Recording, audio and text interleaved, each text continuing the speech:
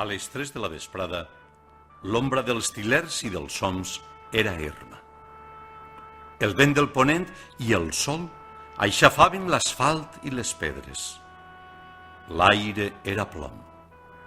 Després de dinar, assegut, fent alguna capcinada en el balancí darrere d'un badall de la porta de casa, el temps no passava i, si no haguera sigut per les xitxarres, el silenci haguera resultat tan insuportable com la por. La casa era una més a la vora de la carretera, 30 cases, totes semblants, de 2 plantes, amb portes que s'obrien de bat a bat per l'eixida del carro. Totes arremolinades en 2 carrers al voltant de la plaça, l'església i el trinquet. Es vivia gairebé sempre a la cuina. Al fons, el corral, les gallines i l'estable.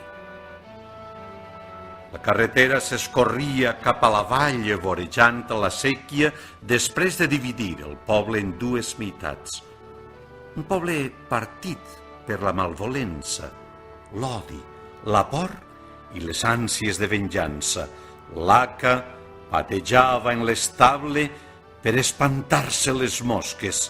El trinquet romania tancat des de feia mesos i ningú havia tornat a jugar.